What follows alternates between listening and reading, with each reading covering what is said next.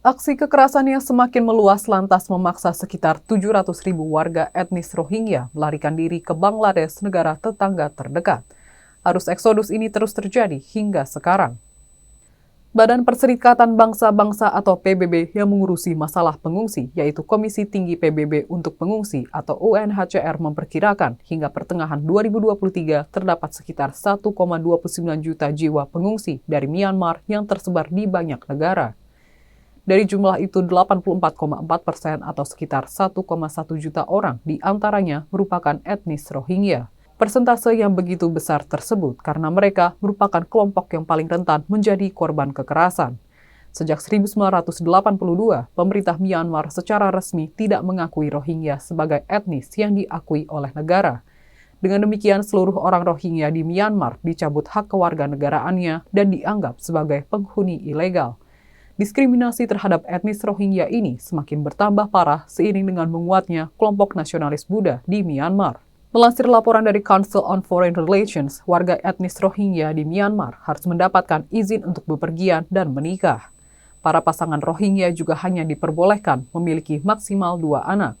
PBB bahkan sampai menyatakan etnis Rohingya sebagai salah satu kelompok minoritas yang paling terpersekusi di dunia. Kembali pada konteks krisis pengungsi, Indonesia sejatinya bukan tujuan utama para pengungsi asal Myanmar tersebut.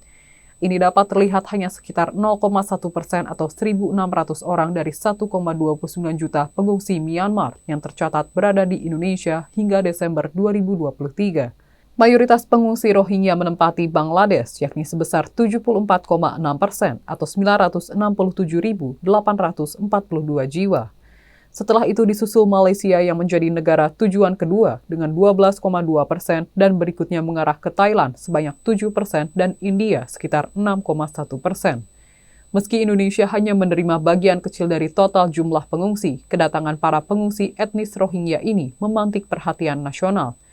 Di satu sisi, banyak pihak yang menghendaki pemerintah Indonesia menerima pengungsi sesuai dengan prinsip kemanusiaan dan Peraturan Presiden Nomor 125 Tahun 2016 tentang penanganan pengungsi dari luar negeri. Namun di sisi lainnya, masyarakat di sejumlah daerah di Aceh dilaporkan enggan menerima pengungsi Rohingya ini.